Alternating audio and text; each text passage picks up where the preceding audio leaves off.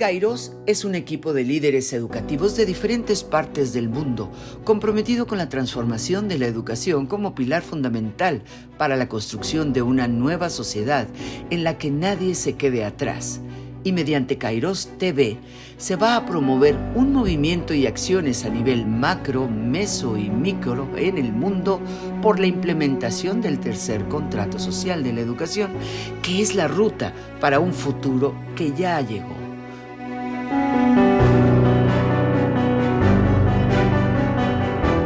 Una educación inclusiva, innovadora, motivadora, con calidad, pertinencia y responsabilidad, sustentada en valores, habilidades y capacidades. El tercer contrato social de la educación no le pertenece a nadie en particular, sino a la sociedad en su conjunto, a esta y a las futuras generaciones que tienen derecho a una vida mejor y más digna. Este será un espacio abierto e interactivo en el que todas las personas del mundo están invitados a participar activamente con sus preguntas o comentarios. Kairós TV se transmitirá en vivo todos los sábados a las 18 horas del meridiano de Greenwich, GMT, y estará de manera permanente disponible en el canal de YouTube de Kairós.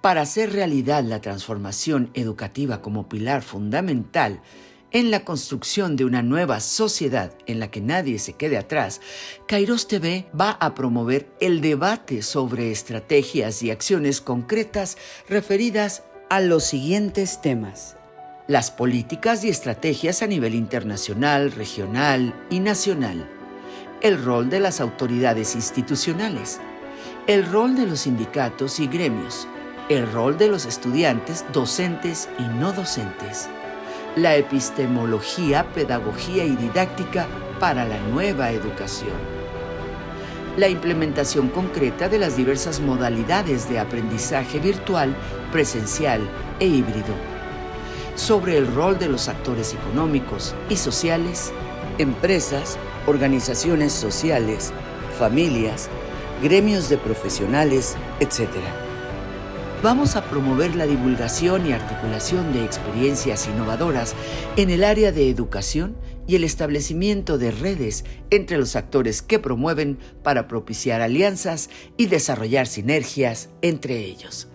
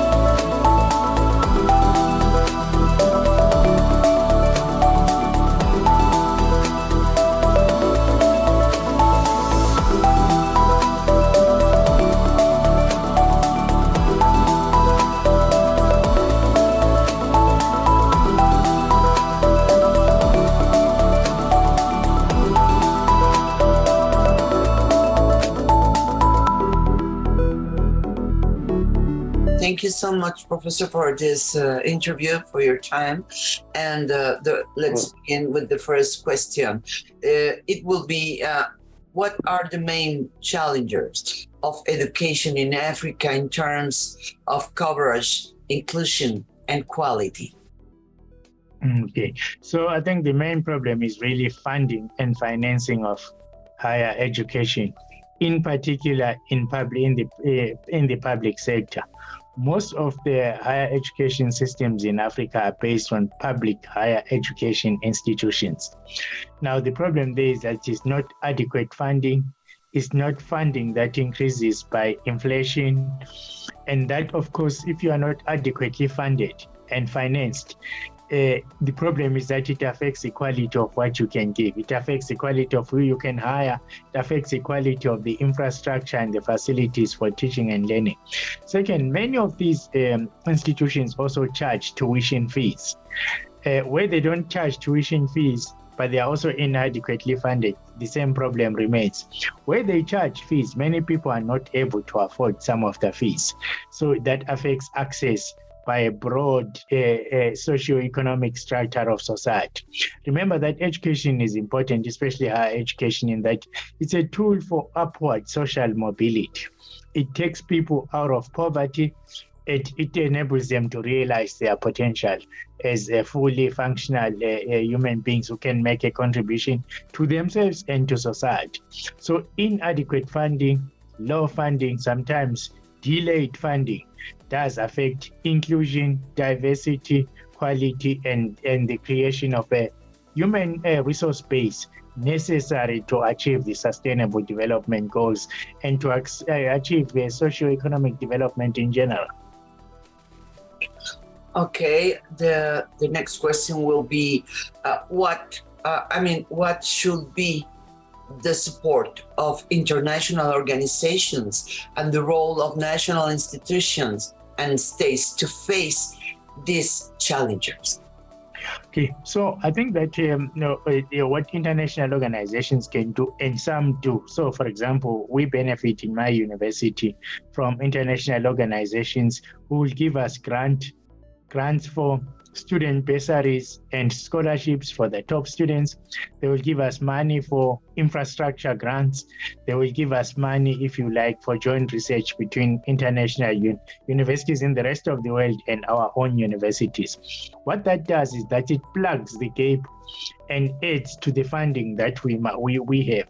So our university, the University of Pretoria, is fairly well funded, but also the government is not funding the universities to the extent that it should. But we augment or complement our resources from international organizations like the foundations, philanthropic foundations, Ford Foundation, Mellon Foundation, Carnegie Foundation, to mention just a few.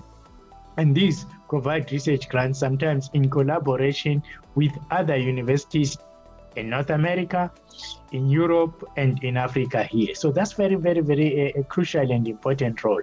The MasterCard Foundation in Canada, for example, has funded some of our top students who attend this university from the rest of the continent as well as from South Africa. So it helps our internationalization effort, if you like. So I think that's very, very important. What international organizations could do in this era post-COVID, where online learning and teaching is very important, is also to provide grants to actually support, if you like, teaching and learning management systems, technology, digital technology, to create platforms where which can provide online teaching and learning. Because online teaching and learning and a combination with contact in class and online is the future of the world. And also with technological platforms, you can give access to more people. So actually it's a very cost-effective way of supporting universities. So national institutions also, and here I'm including not just public institutions, but also private institutions in Africa itself, including here in South Africa. They can do similarly what I just said, or international organizations do, and they do. So for example, during the COVID pandemic, many of the big telecommunications companies in South Africa reduced the price of data and gave data-free access to university students to be able to study during COVID because they could not go to class and to online. What they need to do now actually is also to give universities funds to build technology platforms, or even an entire national technology platform funded by the private mobile and telecommunications companies, because it should be self-interest. Anyone who's trained in a university is going to be employed in the public, social, and private sectors, or even international. So it's an investment, actually. It doesn't look like the usual financial investment where you get interest and so on. But an investment in human resources and in education is an investment in economic development. It is an investment in democracy.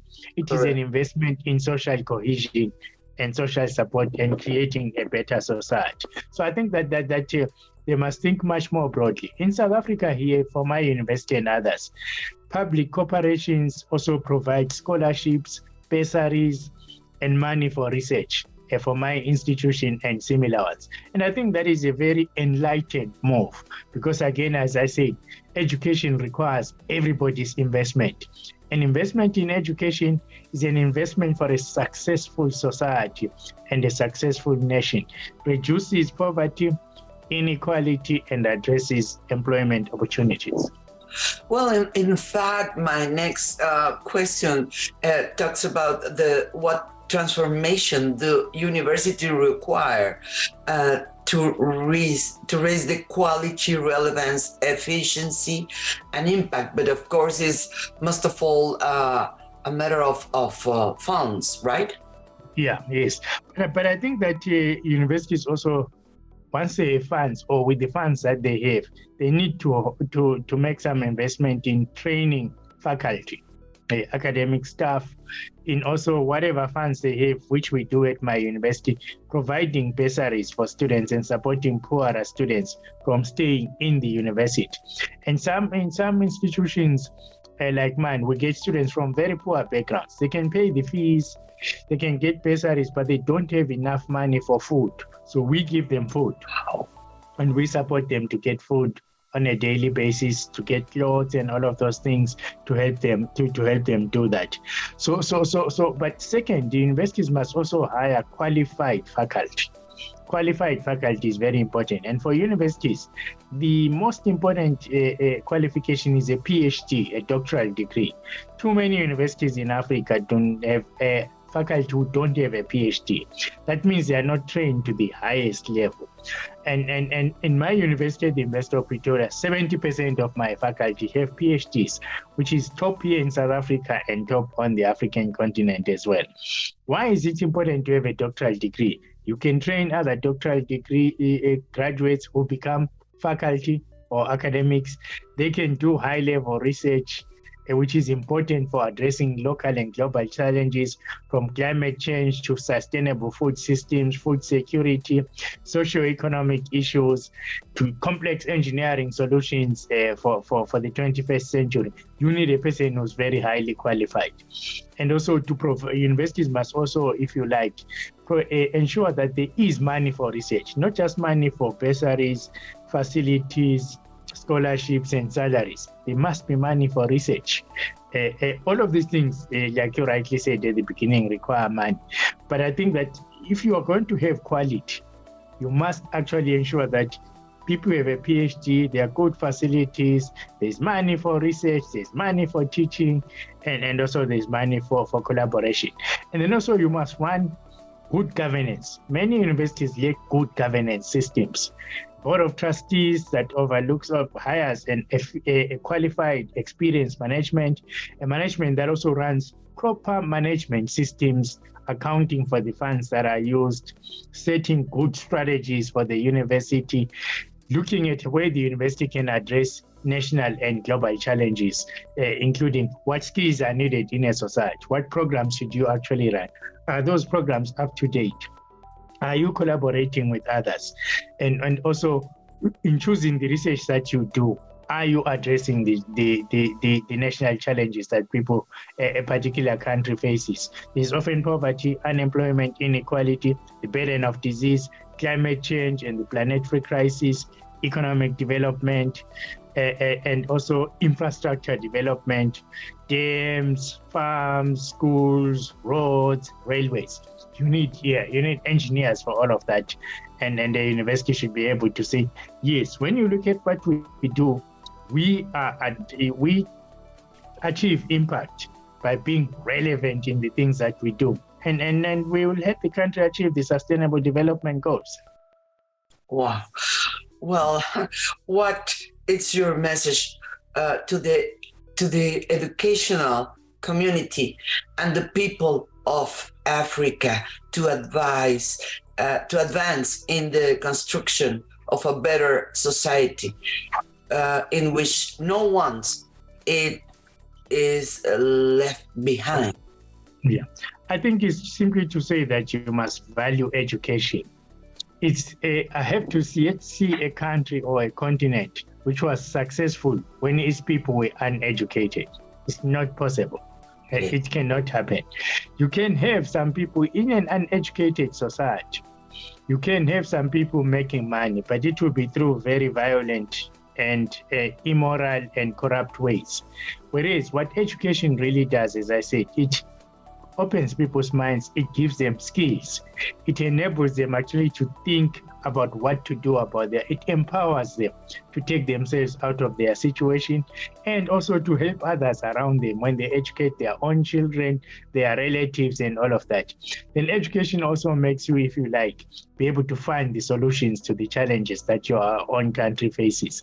So nothing is possible outside education, and nothing is impossible when you have an educated nation, because they are skilled, they can think creatively, they can think innovatively, they can see examples from other educated nations, they can work with those nations, trade, partnerships, sharing, joint projects, and all of those kinds of things.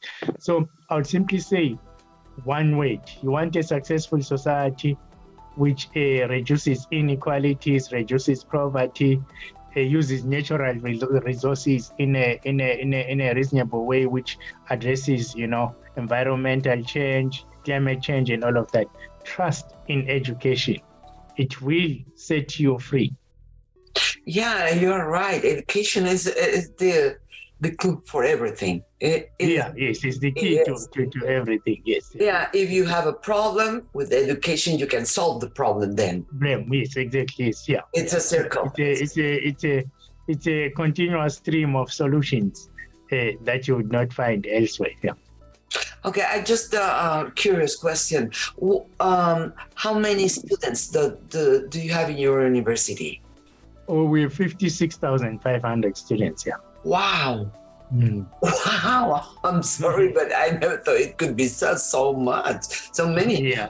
Okay. Yeah. And do you have any kind of program where they participate giving solution plus the education by itself? Any do you? Yes. So our of the 56,500 students, 33,000 of our students are involved what we call curricular engagement. In other words, inside their study program, they have to actually go and solve problems with actual community. We call it social engagement. But it's part of the degree. It's not going to volunteer on the side. It's not like, oh no, I'm going to give those poor people some food. I'm going to sweep the street. I'm going to pick the litter. It's actually part of the program, which is assessed and is informed by research and informed by teaching. So 33,000 of our students do that as a matter of studying. Because why is this important? You see, while education is everything that I said in answer to your earlier question, you can also produce people who are highly educated, but they only look after themselves. Yeah, they get out of poverty, they get a good job, they get rich, and that is what they think of. They only think of themselves and making more money and living a good life. They don't think about others. Whereas what I would call a good education is one that makes you socially conscious, that you might be more privileged than others around you, and you must be socially sensitive. And to be socially sensitive, you must use your education to uplift others directly and indirectly. And that is why social engagement is part of our curriculum. We've transformed our curriculum so that our students begin to be impactful even when they are still studying. But they also learn that ultimately your education must take you back to society. And coming to university must not take you out of society where you think only of yourself. So you become just an elite that looks after itself, that is corrupt, that doesn't really care what happens to everybody else. You become, if you like, a better person because you are engaged with other persons. So that's 33,000. Some other students, of course, through their programs, it has to be part of it. Doctors have to go and do community service. Social workers have to do the same. Law students have to go to the law clinic, and some work in our human rights center and our child rights center, which take pro bono cases to the courts on behalf of litigants whose rights have been violated and do not have funds to hire rich, big lawyers to actually go and argue their cases. So I think that instilling a social consciousness is to produce a well-rounded graduate, not a graduate who's just good at passing exams, passes cum laude, is top, but is by all intents and purposes a very selfish person who also only thinks of themselves. It's deeper, very much deeper than just the degree.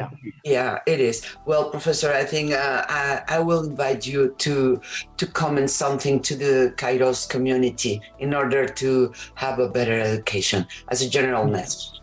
Yeah. Okay. Yeah. So I think that the Kairós community is a movement whose time has come, a movement that advocates for socially inclusive education to achieve the sustainable development goals and create a better world for all that is more sustainable, more caring, more just, and for all of us to achieve social justice and equality. Hard work, but it's on the way. Thank you so much, Professor, for your time, and it was a pleasure and an honor to talk to you. No, thank you very much. I'm glad to be here, and thank you for having me.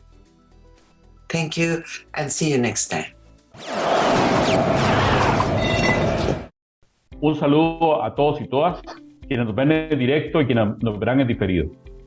Quiero iniciar hoy agradeciendo al profesor Tawana Kupe, que es un prestigioso académico y directivo de una de las universidades más destacadas de África, como es la Universidad de Pretoria.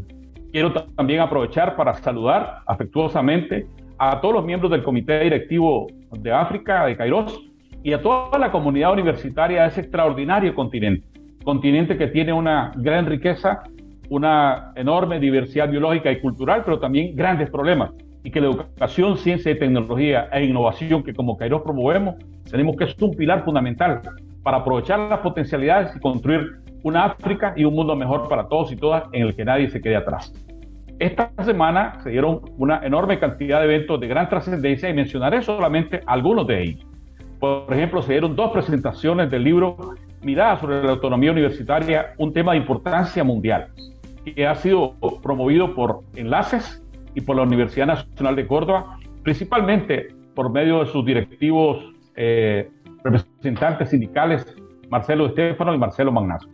Y aprovechando la presencia en Argentina, destacados académicos que fueron parte entonces en la presentación en la editorial de la Universidad de Buenos Aires, el doctor Félix García Lausín, el secretario general del Consejo Universitario Iberoamericano, comisionado del Espacio Iberoamericano del Conocimiento, el doctor Carlos Guillermo Alvarado, que es secretario general del Consejo Superior Universitario Centroamericano, el doctor Rubio Opperman, que está en representación de Enlaces, nuestros amigos representantes de los trabajadores y trabajadoras docentes y no docentes, Daniel Ricci, Marcelo González Magnasco, Marcelo Di Stefano, y también Pablo Falcón, que es un destacado académico y uno de los compiladores, editores de este importantísimo libro.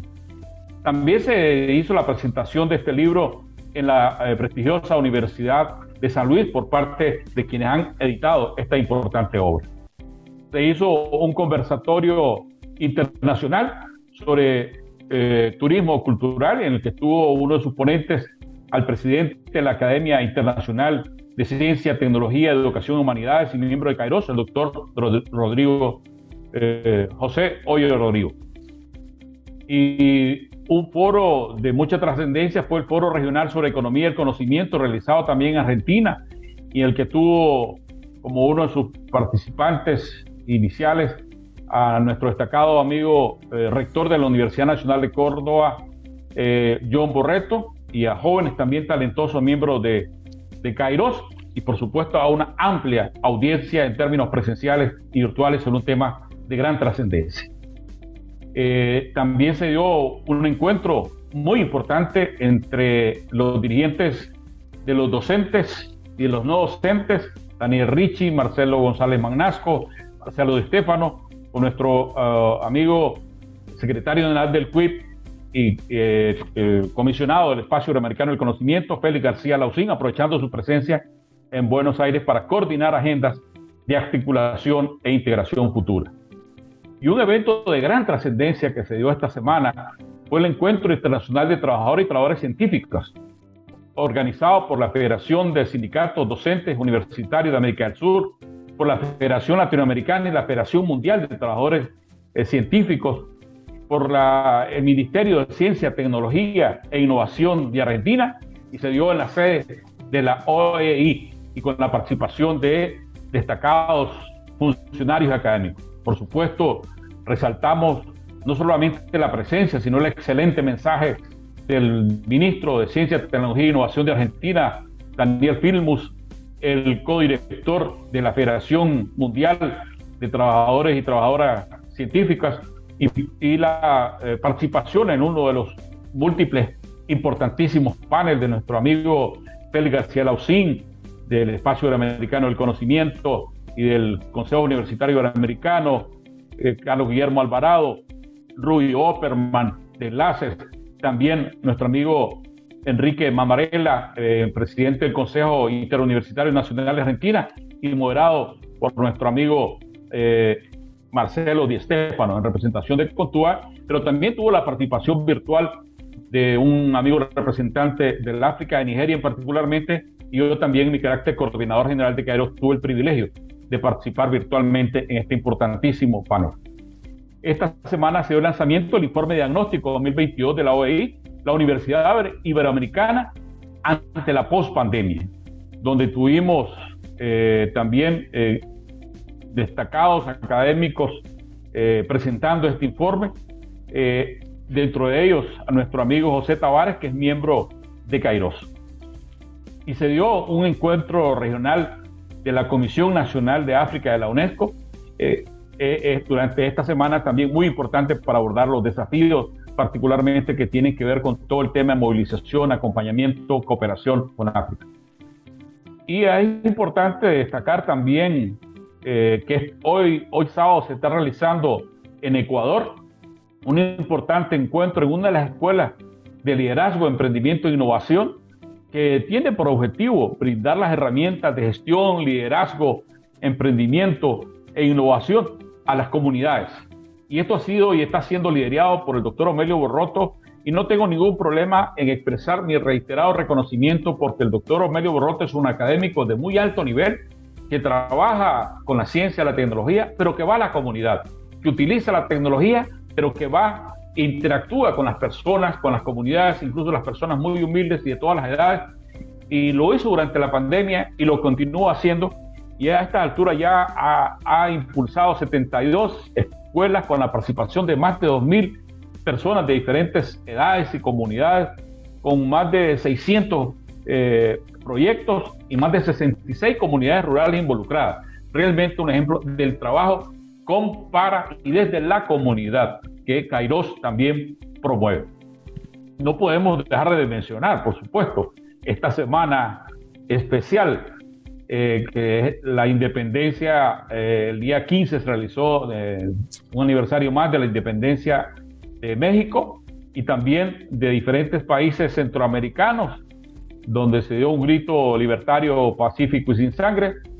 Y el mismo día, coincidentemente, se celebra el Día Internacional de la Democracia, algo que es una deuda pendiente, como lo dijo en la primera entrevista el doctor Federico Mayor Zaragoza, sobre todo la democracia en los organismos internacionales y la democracia en el mundo, para que sea el pueblo mismo quien conduzca su propio destino, y que la democracia no se limite solamente a un tema de votos, sino realmente a poder participar de manera sistemática, dinámica, en la definición de su presente y su futuro, sobre todo para construir una mejor sociedad.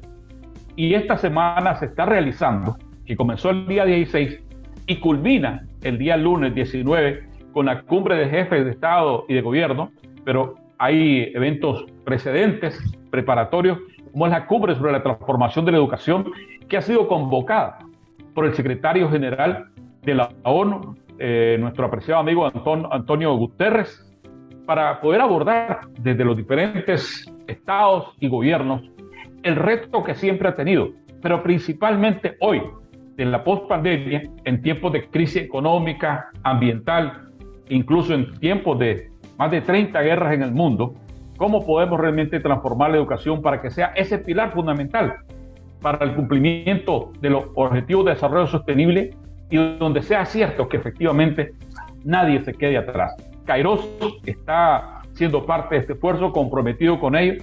El tercer contrato social de educación es casualmente una apuesta a la transformación de la educación como pilar para la construcción de esa nueva y mejor sociedad. Quiero una vez más saludar a todos y todas, decirles que la próxima semana vamos a tener la voz de los jóvenes. Es importante porque los jóvenes son el presente y son el futuro. Entonces vamos articulando esa visión de la experiencia con el vigor y visión renovada para poder enfrentar los retos presentes y futuros de estas y las futuras generaciones. Un saludo para todos y todas.